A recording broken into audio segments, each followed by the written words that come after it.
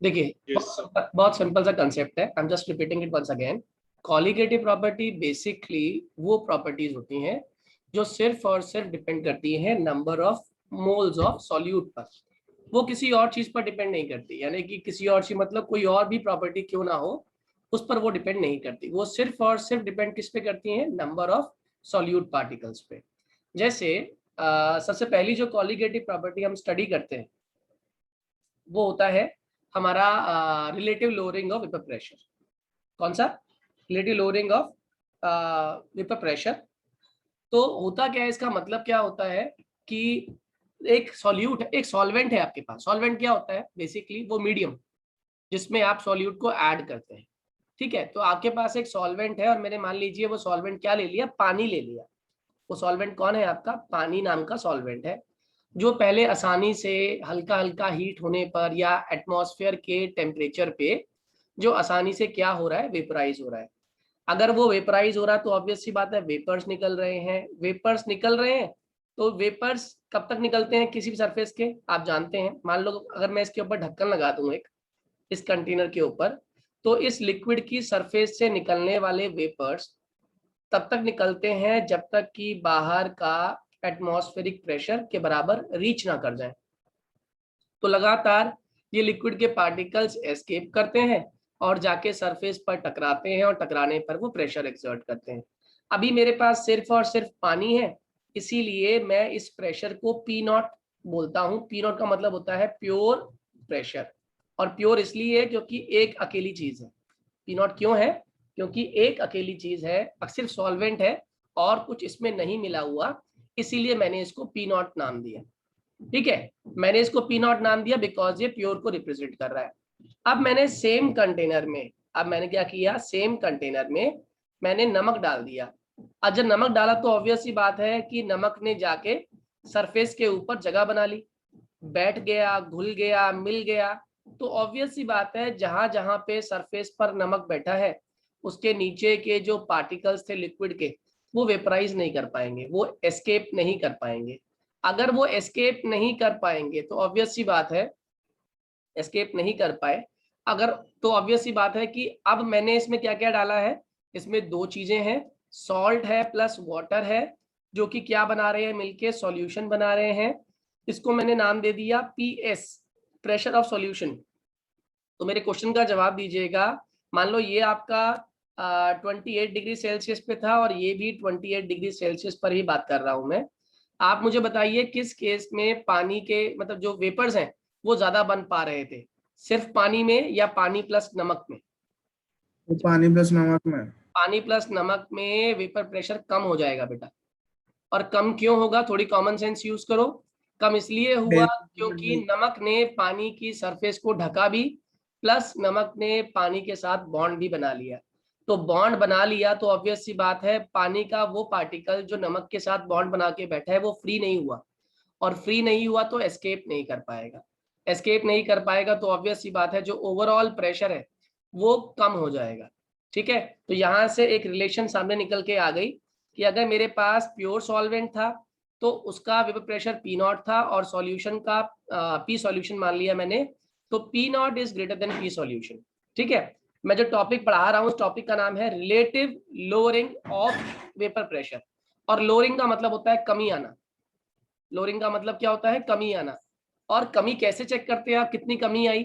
हमेशा बड़े में से क्या कर देते हैं, छोटे को माइनस कर देते हैं। बताओ बड़ा कौन है? बड़ा कौन है इन दोनों में से? P not. Pure pressure. P, हाँ, प्योर प्रेशर बड़ा है किससे? पी सॉल्यूशन से। तो ऑब्वियस सी बात क्या हुई कि मैंने बड़े में से छोटे को माइनस कर दिया, यानी कि P naught minus P S कर दिया। तो ये मेरा कौन सा टर्म को रिप्रेजेंट कर रहा है इसमें? ये रिप्रेजेंट कर रहा है मेरा लोअरिंग ऑफ पेपर प्रेशर को। मैंने कहा सर इसमें पी सॉल्यूशन क्या रिप्रेजेंट कर रहा है? पी सॉल्यूशन क्या रिप्रेजेंट कर रहा है? पी सॉल्यूशन रिप्रेजेंट कर रहा है जब आपने सॉल्ट माने की नॉन वॉलेटाइल सब्सटेंस। वॉलेटाइल क्या होता है? जो उड़ता है। और नॉन वॉलेटाइल क्या होता है बेटा? जो नहीं उड़ता। तो जब आपने इसी पानी में नमक डाल दिया तो क्या बन गई? सॉल्यूशन बन गई। और इस सॉल्यूशन के पार्टिकल्स, यानी कि ये सॉल्यूशन के जो वेपर्स थे, वो वेपर्स क्या एक्सर्ट कर रहे होंगे? प्रेशर एक्सर्ट कर रहे होंगे। वो जो प्रेशर है ना बेटा, जो सॉल्यूशन का प्रेशर है वो पीएस है। ऐश्वर्या बात समझ आई? Yes sir. ठीक है, अब मैंने एक बात कही, दीपांशु रिलेटिव का मतलब क्या होता है? What is relative? किसी के रेस्पेक्ट में। क्यों में दीपांशु? रिलेटिव का मतलब किसी के रेस्पेक्ट में होता है, हाँ या ना? Pushkar, relative means with respect to something. Yes sir. यहाँ पे जो रिलेटिव है वो मैं किसके रेस्पेक्ट में निकाल रहा हूँ? वो मैं निकालूंगा हमेशा इनिशियल के रेस्पेक्ट में। और मेरा इनिशियल था कौन? मेरे पास सिर्फ और सिर्फ पानी था ना, पानी, तो इसीलिए ये प्योर था। तो अब मुझे रिलेटिव निकालना है, तो मुझे क्या करना पड़ेगा? रिलेटिव निकालने के लिए मुझे इस टर्म को P naught minus P S को पी नॉट से डिवाइड करना पड़ेगा। और डिवाइड क्यों किया? क्योंकि मुझे क्या टर्म निकालनी है? अब ये पूरी टर्म क्या कहलाएगी? Relative lowering of vapour pressure. कितने लोगों को मेरी ये बात समझ आ गई? Relative lowering of vapour pressure वाली। Please raise your hand if it is clear to you. जल्दी से बोलो, समझ आ गया तो क्विकली, टाइम नहीं वेस्ट करेंगे। अपना हैंड रेज करो सभी लोग। एक बच्चे को, दो को समझ आ गया, 3 4 5 6, वेरी गुड। जल्दी से बाकी लोग भी हाथ खड़ा करें। Good good. दीपांशु समझ नहीं आया? No sir. क्या क्या डाउट आया इसमें? जल्दी बताओ मुझे। सर जो आपने आखिरी में जो किया वो समझ में नहीं मैंने बोला रिलेटिव लोअरिंग। रिलेटिव कैसे निकालते हैं बेटा? विद रिस्पेक्ट टू इनिशियल, है ना? तो जो भी मैं लोअरिंग की बात कर रहा था वो किसके रिस्पेक्ट में हुई lowering? With respect to initial ना। और इनिशियल क्या था तेरा? पी नॉट था, क्योंकि सिर्फ पानी तो था पहले तेरे पास। तो इस पूरी टर्म को मैं क्या कह दूंगा? इस पूरी टर्म को बोलूंगा relative lowering of vapour pressure. Am I clear to all? जल्दी बोलिए। Yes sir. सभी को समझ आ गया? ओके, अगर ये सभी को समझ आ गया तो इसकी आगे की कहानी सुनिए। पी नॉट कॉपी करने पे 1 मिनट अभी टाइम दूंगा कॉपी करने के लिए, पहले सुन लो। P naught minus P S upon P naught, ये जो भी नाटक हुआ, मैं आपसे पूछ रहा हूँ, पहले पानी था, पानी का प्रेशर पी नॉट था, बाद में आपने उस पानी में नमक डाल दिया, सॉल्ट के डालने पे पानी और नमक का प्रेशर पी एस हो गया। तो मेरा क्वेश्चन आप लोगों से है, जो कमी आई, ये कमी आई किसके कारण है? किसके कारण यहाँ पे प्रेशर रिड्यूस हो गया? सॉल्यूट। बहुत बढ़िया, बहुत बढ़िया। यहाँ पे सॉल्यूट कौन था? नमक था ना। Yes sir. नमक के डालने पर जो पानी पहले अच्छी तरीके से हवा की तरह बह पा रहा था, अब वो नमक डालने पर वो पानी एस्केप नहीं कर पा रहा। अगर नहीं कर पा रहा तो ऑब्वियस सी बात है, अब जो प्रेशर है वो पहले के कंपैरिजन में कम हो गया। ठीक है, तो यहाँ पे एक टर्म निकल के आ गई कि ये जो बदलाव, ये जो हम स्टडी कर रहे हैं पूरा का पूरा, ये स्टडी, ये जो डिक्रीज आ रहा है, इसके लिए कारण कौन है? इसके लिए कारण है number of moles of solute. मेरी बात समझ आ रही है? ये बात कितने लोगों को समझ आ गई? अगर सॉल्यूट ना डाला होता तो मुझे बताओ क्या रिलेटिव लोअरिंग होती? इशिता, ऐश्वर्या, अगर नमक डाला नहीं होता तो क्या रिलेटिव लोअरिंग होती? No sir. कभी भी नहीं होती, नो सर। कभी भी नहीं होती। ठीक है, यानी कि नमक पंगेबाज है यहाँ पे। और मैंने इस चैप्टर की शुरुआत में एक बात आपको कही थी, इस चैप्टर में जितनी भी प्रॉपर्टीज आप पढ़ने वाले हो, उन सब में पंगेबाज कौन है? आपका सॉल्यूट। इसीलिए सॉल्यूट ऊपर रहेगा, न्यूमरेटर में कौन रहेगा? सॉल्यूट। अच्छा, सॉल्यूट का जो पंगा है वो हम निकाल किसके रिस्पेक्ट में रहे हैं? सॉल्यूशन के रिस्पेक्ट में। और सॉल्यूशन कैसे निकालते हो आप? N2 + N1, यानी कि सॉल्यूट प्लस सॉल्वेंट के मोल्स को जोड़ के, हाँ या ना? ये बात समझ आ रही है? यानी कि जो भी बात हो रही है विद रिस्पेक्ट टू हो रही है। मेरी बात क्लियर है? जो भी बात यहाँ पे हो रही है विद रिस्पेक्ट टू हो रही है। और विद रिस्पेक्ट टू किसके? टोटल के रिस्पेक्ट में। और यहाँ पे टोटल किसने निकाल के दिया हमें? यहाँ पे हमें टोटल निकाल के दिया आपका किस चीज ने? जल्दी बोलो। N2 upon N2 + N1। ठीक है, और ये चीज आप लोग जानते हो कंसंट्रेशन टर्म्स के हिसाब से, N2 अपॉन N2 + N1 क्या होता है? Mole fraction. Am I clear to all? ये मोल फ्रैक्शन हुआ, हाँ या ना? अरे मोल फ्रैक्शन याद है? भूल गए हो? मोल फ्रैक्शन इज सिंपली, जिसका भी मोल फ्रैक्शन निकालना है उसके नंबर ऑफ मोल्स ऊपर upon total number of moles नीचे। तो यहाँ पे मुझे क्या दिखाई दे रहा है? सॉल्यूट के number of moles upon total number of moles. तो अगर हम नंबर ऑफ मोल सॉल्यूट के ऊपर है तो बेसिकली ये मोल फ्रैक्शन तो निकला। किसका मोल फ्रैक्शन? सॉल्यूट का mole fraction. Pushkar, Deepanshu, clear है ये बात? जल्दी बोलो। Sir. Yes sir. Good. Pushkar तुम बताओ, क्लियर है? शिशा, वसंत, शिशा, वसंत, ठीक है। अगर ये क्लियर हो गया, हाँ, you have raise your hand, ठीक है। अब इसकी जो सेकेंड प्रॉपर्टी है इसका नाम है एलिवेशन इन बॉइलिंग पॉइंट। अब ये बड़ी आसान प्रॉपर्टी है, दिमाग लगाना, और मैंने इसमें एग्जांपल लिया था अगर आपको याद हो। मैंने कहा कि एक आदमी है, उसने एक अंडे की ठेली लगाई है। किसकी ठेली लगाई है? अंडे की ठेली। अगर अंडे की ठेली उसने लगाई है तो वो अंडे को उबालने की कोशिश कर रहा है, और अंडा जो उबलता है, इसने क्या किया, इसमें अंडे डाल दिए और ये लगातार हीट किए जा रहा है, लेकिन अंडे ठीक से उबल नहीं पा रहे। अंडे क्या नहीं कर रहे? ठीक से उबल नहीं पा रहे। तो किसी ने कहा एक काम करो, इस पानी का बॉइलिंग पॉइंट इंक्रीज कर दो। आप जानते हो पानी कितने डिग्री बॉइल होता है? 100 डिग्री सेल्सियस पे, दैट इज 373.15 केल्विन पे, है ना। अब हम चाहकर भी पानी का बॉइलिंग पॉइंट इंक्रीज नहीं कर सकते। पहले मैं आपको समझाऊं व्हाट इज बॉइलिंग पॉइंट। पहले ये समझ लो बॉइलिंग पॉइंट क्या होता है। Aishwarya, what is boiling point? State पे लिक्विड गैसियस फॉर्म में चेंज हो जाता है। नहीं, सिर्फ और सिर्फ ये बॉइलिंग पॉइंट नहीं होता। मैं आपको रिपीट कर रहा हूँ, बहुत ध्यान से सुनना। Vapour pressure. हाँ, बॉइलिंग पॉइंट किसी भी लिक्विड का वो टेम्परेचर होता है जिस टेम्परेचर पर उस लिक्विड के द्वारा इतने वेपर्स बनाए जाते हैं कि वो सारे के सारे वेपर्स इतना प्रेशर एक्सर्ट करते हैं जो कि एटमॉस्फेरिक प्रेशर के बराबर है। मेरी बात समझ आ रही है? क्या कहा मैंने? What is boiling point of a liquid?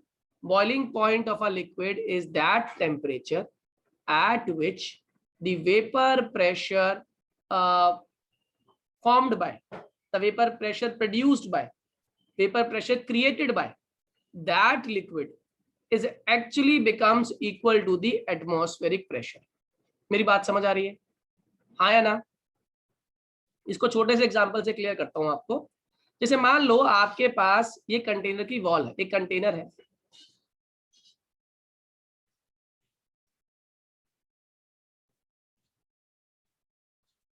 ठीक है, ये कंटेनर बना दिया हम लोगों ने। ओके, इस कंटेनर के अंदर मैंने एक कटोरा रखा। इस कटोरे में मैंने पहले रख दिया अल्कोहल, इथेनॉल डाल दिया, ठीक है। और इसी कंटेनर में मैंने क्या किया, पानी डाल दिया, एक कटोरा। मेरे क्वेश्चन का जवाब दीजिएगा आप लोग, किस केस में वेपर प्रेशर जल्दी बनेगा और क्यों बनेगा? सर इथेनॉल के केस में। Very good. ऐसा क्यों कहा आपने, इथेनॉल के केस में क्यों?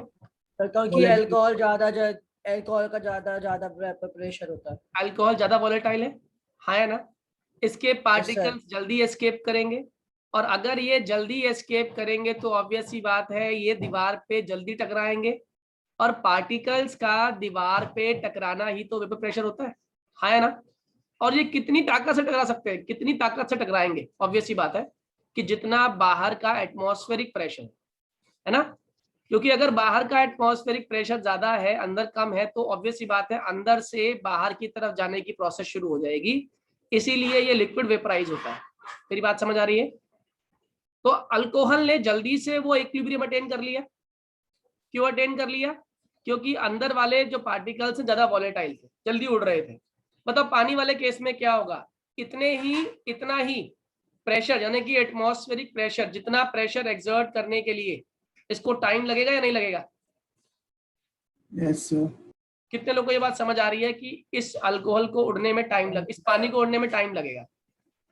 वो इसलिए उड़ेगा, टाइम लगेगा, क्योंकि पानी के वेपर्स के द्वारा जो एक्सर्ट किया गया प्रेशर है उसे एटमॉस्फेरिक प्रेशर तक पहुंचने में टाइम लग रहा है। जबकि इथेनॉल के इतने सारे पार्टिकल्स फ्री हो गए, इतने सारे पार्टिकल्स एस्केप कर रहे हैं कि जो कि आपके एटमॉस्फेरिक प्रेशर के बराबर बहुत जल्दी हो रहे हैं। इसीलिए इथेनॉल का बॉइलिंग पॉइंट वाटर के कंपैरिजन में ज्यादा होगा या कम होगा? जल्दी बोलो। लेस। Very good. कितने लोगों को लेस समझ आ गया? आ गया सर। सही है, लेस हो गया, समझ आ गया आप लोग को लेस वाली बात। अब मेरे क्वेश्चन का जवाब देना।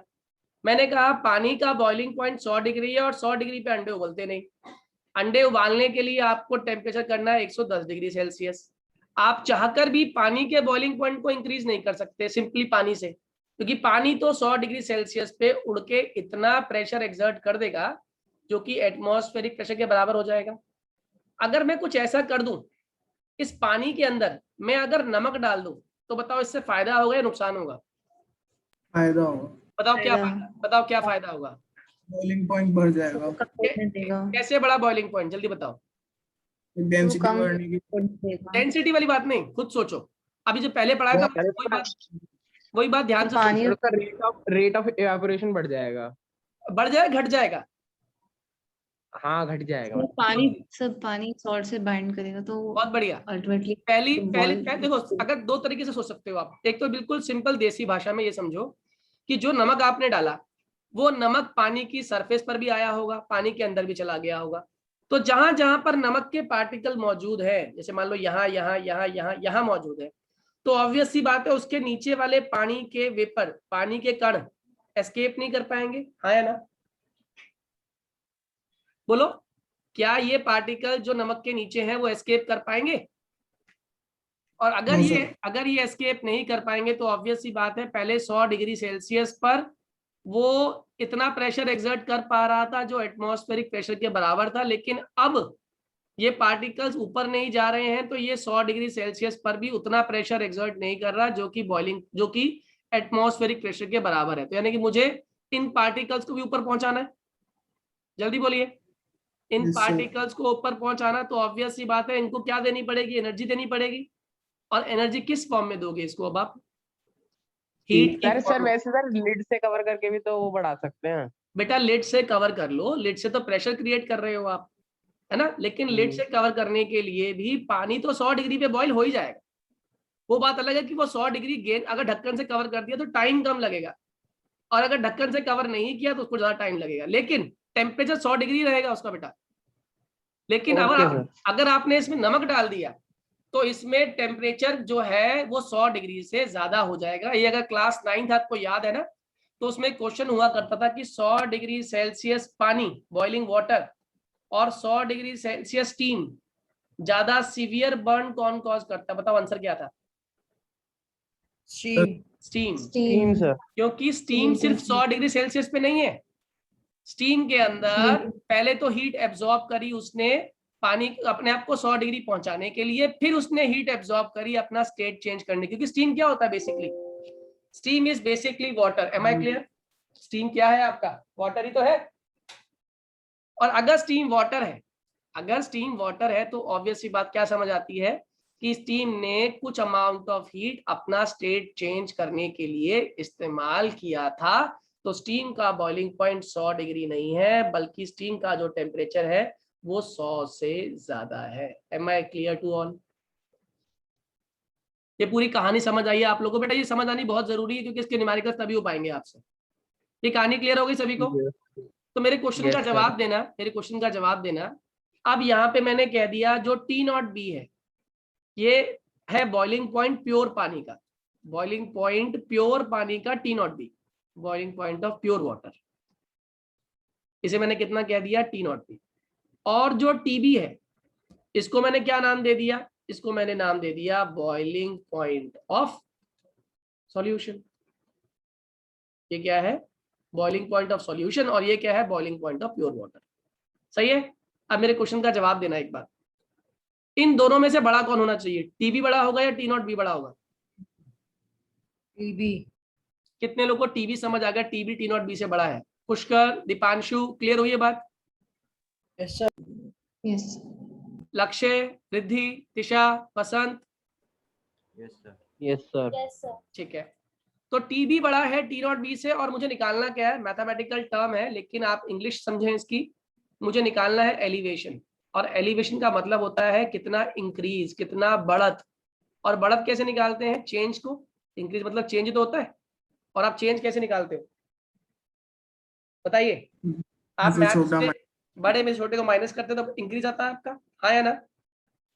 तो यहां पर भी आप क्या एक्सपेक्ट कर रहे हो? बड़ा कौन है? टीबी। तो टीबी में से अगर मैं T0B माइनस कर दूं तो क्या निकल के आ रहा है यहाँ पे? Delta TB. And what is delta TB? आप मुझे बताइए। Delta TB is basically your elevation in boiling point, हाँ या ना? Yes sir. मेरे क्वेश्चन का जवाब देना। ये जो टेम्परेचर में बदलाव आया, ये आया किसकी वजह से? सॉल्ट की वजह से। सॉल्ट यहाँ पे कौन है बेसिकली? सॉल्यूट।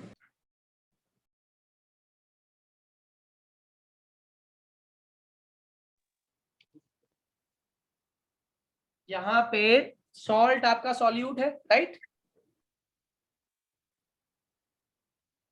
ये बात समझ आ रही है आप लोग को, हाँ या ना? तो अगर Yes, मैं sir. यहाँ पर एक बात लिख दूं जो आपको दिख भी रही होगी कि डेल्टा टीवी जो है ये डायरेक्टली डिपेंड किस पे कर रहा है? ये डायरेक्टली डिपेंड कर रहा है number of moles of solute पर, हाँ या ना? क्योंकि टेम्परेचर में जो बदलाव आ रहा है उसके पीछे कारण कौन है? सॉल्यूट कारण है ना? लेकिन आपने पढ़ा था हम खाली अकेले सॉल्यूट की बात नहीं कर सकते, हमें सॉल्यूशन की बात करनी पड़ती है। लेकिन यह मेरी एक मजबूरी है। कोई बताए मेरी मजबूरी क्या है? मजबूरी यहाँ पर ये है कि मैं किसको लेके चल रहा हूं, टर्म कौन सी है?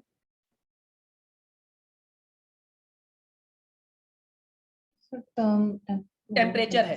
टर्म क्या है? टेम्परेचर है। अगर टेम्परेचर है तो आप लोग ये स्टार्टिंग से पढ़ते आ रहे हैं कि टेम्परेचर का असर सबसे ज्यादा किस टर्म पर देखने को मिलता है? किसी भी टर्म में कौन सी वो टर्म है जो टेम्परेचर के बदलने पे, चेंज होने पे, बढ़ने पर घटती या बढ़ती है? बताओ कौन सी चीज है वो? एनर्जी। वॉल्यूम। अगर मैं वॉल्यूम की बात करूं तो टेम्परेचर के बढ़ाने पे या घटाने पे चेंज होती है नहीं होती? जल्दी बताओ पहले मुझे, यस। हाँ या ना? तो अगर मैं Sir, change- टेम्परेचर की बात कर रहा हूं तो ऑब्वियस सी बात है मैं वॉल्यूम की बात नहीं कर सकता, क्योंकि अगर मैं वॉल्यूम ले लूंगा नीचे तो इस क्वेश्चन के अंदर टेम्परेचर की वजह से वॉल्यूम में आने वाले बदलाव को मैं स्टडी नहीं कर पाऊंगा, और स्टडी नहीं कर पाऊंगा तो मैं एलिवेशन एंड बॉइलिंग पॉइंट कभी एग्जैक्टली निकाल ही नहीं पाऊंगा। तो अब दिमाग लगाया गया कि यार मुझे सॉल्यूशन लेना था, सॉल्यूशन नहीं ले पा रहा वॉल्यूम को, तो एक काम करता हूँ, इसको निकालना तो विद रिस्पेक्ट टू समथिंग है। तो हमने क्या किया, number of moles of solute को एक सेफ साइड के साथ, और वो सेफ साइड क्या है? सॉल्वेंट के वेट के टर्म के रिस्पेक्ट में निकाल लिया। और इस पूरी टर्म को आप एक और नाम से जानते हो, बताओ क्या? Number of moles of solute upon weight of solvent in KG, ये एक टर्म होती है केमिस्ट्री में, बताओ क्या कहते हैं इसको? मोलैलिटी। Very good. मोलालिटी। हमने इस बार मोलैरिटी नहीं लिया, हमने कैपिटल एम नहीं लिया, हमने क्या ले लिया? Small M. और कैपिटल एम क्यों नहीं लिया? क्योंकि कैपिटल एम मोलैरिटी होता है, और मोलैरिटी में क्या काउंट हो रही होती है? वॉल्यूम। डिनोमिनेटर में क्या आ रही होती है? वॉल्यूम। और वॉल्यूम टेम्परेचर के बदलने पर बदलती है, इसलिए हमने मोलैरिटी को हटा के क्या ले लिया? टर्म क्या ले ली? मोलैरिटी। ये कहानी यहां तक आप लोगों को क्लियर हुई, हाँ या ना? बस इतना मुझे बताओ पहले, जल्दी से बोलो। Yes sir. अब ये कंसेप्ट बिल्कुल पक्का होना चाहिए। Please raise your hand if it is clear to everyone. सिर्फ एक दो बच्चे की बात नहीं है, यहाँ पे दोबारा रिवाइज इसलिए कराया कि आपको पक्का हो जाए कंसेप्ट। ऐश्वर्या, वसंत, वेरी गुड। अनंत को समझ आ गया? Deepanshu, is it clear? Dhruv, sir एक बार ओवरऑल फिर से समझा दो। ओवरऑल फिर समझा दो बेटा, फिर से अगर आप ध्यान दो। अच्छा आप ही बताते जाओ मुझे, पानी कितने टेम्परेचर पे बॉईल होता है? लक्ष्य 100 डिग्री सेल्सियस। अब मैंने 100 डिग्री सेल्सियस पे वाले पानी में नमक डाल दिया, बताओ क्या पानी अभी भी 100 डिग्री पे उड़ेगा? सर क्यों नहीं उड़ेगा? जल्दी बताओ, जल्दी बताओ लक्ष्य, अब पानी क्यों नहीं उड़ेगा 100 डिग्री सेल्सियस पे? लक्ष्य देखो, तो सर उसके ऊपर नमक ने एक लेयर बना दी जो फ्री वेपर को कम प्रेशर कर देती है। बहुत बढ़िया, बिल्कुल ठीक है। ये पहला रीजन था। और दूसरा रीजन, नमक ने पानी के साथ बॉन्ड बना लिया हुआ है। तो अगर अब पानी को उड़ना है तो पहले वो बॉन्ड तोड़ना पड़ेगा, और बॉन्ड तोड़ने के लिए आपको क्या देनी पड़ेगी? उसे आपको हीट देनी पड़ेगी। मेरी बात समझ आ रही है? और आप अगर उसे हीट देंगे तो क्या होगा? ज्यादा हीट देनी पड़ेगी उसी सॉल्यूशन को उतना प्रेशर क्रिएट करने के लिए जितना आपको एटमॉस्फेरिक प्रेशर के बराबर करना है। Am I clear? हाँ या ना? लक्ष्य क्लियर हुआ? ठीक है। तो ये जो पंगा हुआ, अब जो मेहनत करनी पड़ रही है फालतू की, फालतू हीट देनी पड़ रही है, ये पंगा कराया किसने? नमक ने कराया ना। जो टेम्परेचर में बदलाव लाया, कौन लाया? नमक लाया ना। तो इसीलिए जो भी आप एलिवेशन का जो ठीकरा है, एलिवेशन की जो कहानी है, वो किसके सर पे फोड़ दोगे? आप बोलोगे इसके लिए, सारी कहानी के लिए जो रिस्पॉन्सिबल है वो है आपका नमक, ठीक है। वो नमक कौन है यहाँ पे? आपका सॉल्यूट। तो आपने कह दिया elevation in boiling point is directly proportional to number of moles of solute. Lakshya बात समझ आ रही है? तो ये डिनोमिनेटर में वेट ऑफ सॉल्वेंट। अभी बताऊंगा, पहले इतना समझ आया हाँ या ना? यस सर, इतना। अब सॉल्यूट अकेला तो नहीं है बेटा सॉल्यूशन के अंदर। Yes sir. अगर अकेला नहीं है तो मुझे विद रिस्पेक्ट टू बात करनी पड़ेगी। विद रिस्पेक्ट टू में मैं आप क्या नहीं ले सकता नीचे? मैं वॉल्यूम ऑफ सॉल्यूशन जान कर भी नहीं ले सकता। बताओ क्यों? बोलो लक्ष्य। Volume of solution. वॉल्यूम बदलाव आता है वॉल्यूम के अंदर टेम्परेचर के बढ़ने या घटने पर, हाँ या ना बेटे? Yes sir. तो इसका मतलब ऐसी टर्म डिनोमिनेटर में नहीं आ सकती जो, क्योंकि आप देखो ना ऑब्वियस सी बात है, अगर हम तीन चीजें दे रखी हैं फॉर्मूले के अंदर, तो तीनों ही अगर वेरिएबल होंगी तो निकालोगे क्या? कम से कम एक चीज तो कांस्टेंट करनी पड़ेगी ना, जो बदलती नहीं है। ऐसा ना हो ना मोल्स भी बदल रहे हैं, नीचे वाली वॉल्यूम भी बदल रही है, और नंबर ऑफ मोल से जो बदलाव आ रहा है वो अलग बदलाव आ रहा है, वॉल्यूम के देख रहे हैं बदलाव तो वो अलग बदलाव आ रहा है। तो ऐसा तो ये सिस्टमैटिक एम्बिगुअस हो जाएगा, मतलब एक अजीब सा सिस्टम हो जाएगा। इसीलिए मुझे क्या करना पड़ेगा कि मैं जो बदलाव को स्टडी कर रहा हूँ वो सिर्फ और सिर्फ नंबर ऑफ मोल्स की वजह से स्टडी कर रहा हूँ। तो क्या नीचे वाला नहीं बदलना चाहिए? तो मैंने क्या किया, उसको वॉल्यूम को वहां से हटाकर मैं उसकी जगह पे एक टर्म ले आया जिस टर्म का नाम है वेट ऑफ सॉल्वेंट। मेरी बात समझ आ रही है? Yes sir. तो अब जैसे ही number of moles of solute upon weight of solvent in kg लिखते हैं तो उसे हम लोग क्या बोल देते हैं? मोलालिटी बोल देते हैं। आया ना बेटा? Yes sir. सबको क्लियर हो गया? अभी आगे बढ़ूं? Yes sir. चलो आगे देखते हैं। अब इसमें इसी फॉर्मूले को मैंने और खोल दिया तो देखो ये फॉर्मूला क्या बन जाएगा ultimately. Delta TB is directly proportional to M होता है। तो जैसे ही आप प्रोपोर्शनलिटी हटाओगे यहां पर आ जाएगा formula delta TB is equals to KB into M. दिख रहा है? आया ना? जल्दी बोलो। And what is Yes, KB? KB is nothing but molal elevation constant. ये क्या है? Molal elevation constant. मेरी बात समझ आ रही है? और m क्या है? मोलालिटी। इसको और खोल दें फॉर्मूले को तो ये फॉर्मूला क्या बनता है? Delta TB is equals to KB into W2 by M2 into 1000 upon W1। Now कई लोगों को यहाँ पर भी कंफ्यूजन हो गया होगा। कंफ्यूज बिल्कुल नहीं होना, इसको समझना है। देखो W2 क्या होता है? W2 होता है गिवन वेट। किसका गिवन वेट? सॉल्यूट का। सही है? बताओ M2 क्या है फिर? अगर W2 से गिवन वेट है तो M2 क्या हो गया? Molar mass molar mass. Of molar mass of solute या मॉलिक्यूलर मास ऑफ सॉल्यूट, एक ही बात है। बताओ नीचे आपने क्या लिया था? सॉल्वेंट लिया था ना, तो W1 क्या हो गया? Wait of solvent. वो भी किस में? इन केजी। अगर केजी में नहीं दिया हुआ तो 1000 से डिवाइड करेंगे जो ऊपर चला गया, और अगर केजी में दिया हुआ है तो 1000 से आप डिवाइड नहीं करेंगे। Is this formula clear to everyone? Is this property clear to everyone? Should I move ahead? Please raise your hand अगर मैं आगे बढ़ूं तो। इशिता को समझ आ गया? ऐश्वर्या को समझ आ गया? आनंद कॉपी करने दो। मैं आपको टाइम दूंगा, कॉपी का टेंशन मत लो। I share the same video, आराम से कॉपी करना रुक रुक के, अभी समझते जाओ, क्योंकि ये मैं लास्ट टाइम समझाया था, आपको आना चाहिए था, हमको दोबारा समझाना पड़ रहा है। ये क्लियर हो गया सभी को?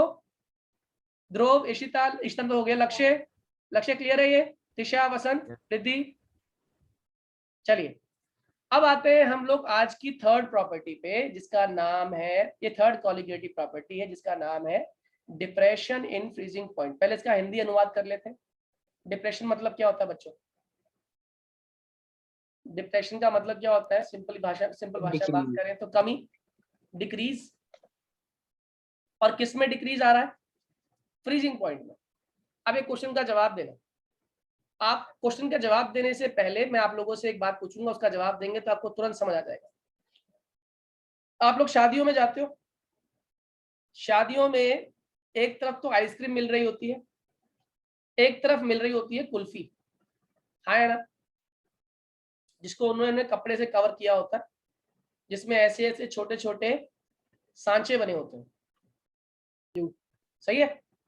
वो इलेक्ट्रिक नहीं होता, आपको पता होगा, वो इलेक्ट्रिक नहीं होता, वो एक मेटल का पीस है जिसके अंदर ऐसे सांचे बने हैं। और मजेदारी वाली बात, आप जैसे ही वो जो आदमी कुल्फी बना रहा होता है वो इसके अंदर घोल डालता है, तो घोल डालते ही यहाँ पर with in few seconds kulfi बन जाती है। देखा है नहीं देखा सभी ने? Yes sir. सर। देखा है। Yes sir. अब ये कौन सी रॉकेट साइंस लगा रहा है ये? मान लो वो जो दूध है, दूध और उसमें बहुत सारे सब्सटेंस डले हुए हैं, वो लगभग जमता है हमारा 0 डिग्री सेल्सियस पे। कितने पे जमता है? 0 डिग्री सेल्सियस पे। वो दूध और वो जो भी इसमें मिक्सचर बनाया है वो 0 डिग्री पे जमता है। अब 0 डिग्री पे जमाने के लिए तो टाइम लगेगा, लेकिन 0 डिग्री तुरंत अचीव कैसे होगा? 0 डिग्री तुरंत अचीव कैसे होगा? अगर इस पर्टिकुलर सांचे का सराउंडिंग का टेम्परेचर 0 डिग्री से लेस हो, यानी कि -7 डिग्री सेल्सियस हो, -8 डिग्री सेल्सियस हो, और अगर मैं उसे -8 वाले में उस मिश्रण को डालूं, तो मुझे लगता है 0 अचीव होने में टाइम लगेगा या नहीं लगेगा? नहीं लगेगा। जल्दी जम जाएगी। मेरी बात Yes, समझ sir. आ रही है आप लोगों को? जल्दी जम जाएगी, हाँ या ना? सर एक बार फिर से बता दो। चलो फिर से बताता हूँ। आप में से कितने बच्चों ने वो कुल्फी खाई है जो कुल्फी बाहर रिक्शे पे मिलती है, जो एक बेसिकली ठेला सा आता है और वो येलो कलर की कुल्फी बेचता है बनाकर? पहले बहुत आया करती थी, आजकल तो मदर डेयरी और इसकी ना जाने कौन कौन सी आइसक्रीम्स आती हैं, लेकिन पहले ऐसी वाली कुल्फियां बहुत आती है, आपके पेरेंट्स ने खाई होगी जरूर। ठीक है। और उस कुल्फी के पीछे भी यही कंसेप्ट है कि वो फ्रिज लेकर नहीं चल रहा होता अपने साथ। वो क्या कर रहा होता है? वो सिर्फ और सिर्फ उसने अपने उस बॉक्स के अंदर एक बर्फ ऐसी जमाई होती है, जो बर्फ उसने 0 डिग्री सेल्सियस पे नहीं जमाई, बल्कि 0 डिग्री सेल्सियस से कम टेम्परेचर पर जमाई। आप कहोगे सर ये कैसी बात कर रहे हो, बर्फ तो 0 डिग्री पे जम जाती है। मैंने कहा बर्फ जम जाती है 0 डिग्री सेल्सियस पे, लेकिन उस बर्फ की जो थिकनेस है, उस बर्फ की जो डेंसिटी है वो स्ट्रांग नहीं है। अब मैं कुछ ऐसा डाल दूं जो बर्फ को 0 डिग्री सेल्सियस पे जमने ना दे, तो क्या होगा? अगर वो 0 पे नहीं जमेगी तो ऑब्वियस सी बात है वो किस पे जमेगी? नेगेटिव पे, हाँ या ना? और ये एक्सपेरिमेंट आप घर पे भी कर सकते हो। आप एक ग्लास में दूध को लेकर अपने फ्रीजर में रख दीजिएगा, फ्रीजर के अंदर, और 0 डिग्री सेल्सियस उसका टेम्परेचर होता ही है। आप उसको कल सुबह जब निकाल कर पियेंगे या खाएंगे, तो बेसिकली वो आइसक्रीम नहीं जमी होगी, वो आइस के क्रिस्टल्स होंगे। उसे खाने पर वो मजा नहीं आएगा जो आइसक्रीम के खाने पे आता है। आप कहो हमने जमाया तो बर्फ ही, लेकिन ये वैसी आइसक्रीम क्यों नहीं बनी जो आइसक्रीम बाहर मिलती है। अब आप एक काम करना, सेम मिक्सचर को आप एक बड़े से कंटेनर में रखना, और उस कंटेनर में आप क्या करना, पानी और नमक या बर्फ और नमक डाल के छोड़ देना, और उसके अंदर वो ग्लास रखना जिसको आपको जमाना है। आप नोटिस करोगे कल वेरी नेक्स्ट डे जो वो जमा हुआ ग्लास होगा, उसकी थिकनेस, उसकी डेंसिटी ज्यादा होगी इन कंपैरिजन टू उस सिंपल ग्लास के जो आपने फ्रिज में रखा हुआ था। तो बताओ कारण क्या रहा होगा? यहाँ पे नमक ने क्या किया? यहाँ पे सर डेंसिटी बढ़ा दी, जिसके चलते उसे ज्यादा कम टेम्परेचर चाहिए था, माइनस का टेम्परेचर चाहिए था बर्फ बहुत बनने बढ़िया, के लिए। बहुत बढ़िया। अब जो नमक है उसने इसके टेम्परेचर को, इसके फ्रीजिंग पॉइंट को क्या कर दिया? लोअर डाउन कर दिया, हाँ या ना? और अगर फ्रीजिंग पॉइंट लोअर डाउन हो गया तो अब वो बर्फ 0 डिग्री पे नहीं जम रही है, वो कहाँ जम रही है? 0 से नीचे जम रही है, -5 पे जम रही है, -7 पे जम रही है। तो एक बात मुझे बताओ, क्या उस बर्फ वाले दूध को जमने में टाइम लग रहा होगा या जल्दी जम जाएगा? पहली बार में, पहली बार जब वो जमाया आपने, वो जो नमक और पानी का घोल आप बनाकर बर्फ बनाने की कोशिश कर रहे हो, तो वो जो नमक वाली बर्फ बनी होगी तो क्या जल्दी से जम गई होगी या टाइम लगा होगा उसको जमने में पहली बार? टाइम लगा होगा। बहुत बढ़िया। कितने लोग को ये बात समझ आ गई होगी, नमक वाले पानी को जमने में टाइम लगा हुआ? कितने लोग मेरी इस बात से सहमत हैं कि नमक वाले पानी से बर्फ बनाने में आपको टाइम लगा होगा? सहमत है। सहमत है, ठीक है। सर अगर सर हम ऐसे सर आइस पे सर वो डाल दें सॉल्ट, तो सर उसका मेल्टिंग पॉइंट भी वो हो जाएगा। बहुत बढ़िया। ये इसका आगे एक अभी बताऊंगा एप्लीकेशन। आपने सही सोचा, अब आप दिमाग सही लगा रहे हो। अब आप सुनिएगा मेरी बात, ये जो बात आपने सोची है इसको अपने पास रखिए और मेरी आगे की बात सुनिए। नमक वाले पानी को जमने में जितना टाइम लग रहा है, तो ऑब्वियस सी बात है नमक वाली बर्फ को पिघलने में भी तो उतना टाइम लगेगा। क्यों भाई? हाँ या ना? Yes sir. कितने लोग मेरी बात से सहमत हो? सर जो बर्फ 0 डिग्री पे जमी है और जो बर्फ -5 डिग्री सेल्सियस पे जमी है, इनमें से कौन सी बर्फ को पिघलने में टाइम लगेगा? तो जो कम पे दो दबक के साथ जमी है। बहुत बढ़िया। अब आप लोगों ने देखा होगा आज जो आइसलैंड है जगह, वहां पर ऐसे होटल्स बनाए गए जो बर्फ से बने हुए हैं, हाँ या ना? आपने अगर देखा हो तो डिस्कवरी पे देखना, ऐसी Yes, जगहें हैं। और जनरली जहां पे स्टैचूज बनते हैं आइस के, आप मुझे बताओ वो आइस कौन सी वाली आइस होती होगी? कंसंट्रेटेड सॉल्यूशन वाली। बहुत बढ़िया। जो जो 0 डिग्री सेल्सियस पे नहीं बल्कि -10 -7 ऐसे डिग्री सेल्सियस पे बनाई गई होगी। इसका मतलब वो जो बर्फ है उसके अंदर क्या डाला होगा? कोई ना कोई नॉन वोलेटाइल सॉल्यूट जो उड़ता नहीं होगा। ठीक है, तो यहाँ पर सॉल्यूट के डालने पर आप मुझे बताओ फ्रीजिंग पॉइंट लोअर डाउन हो रहा है, हाँ या ना? Am I clear? अब इस बात को जरा केमिस्ट्री की भाषा में समझो। ये जो पानी है, ये वाला फर्स्ट केस, ये जो पानी है जो जिससे मैं बर्फ जमाने की कोशिश कर रहा हूँ, ये तो प्योर पानी है। बच्चों एक बार आप लोग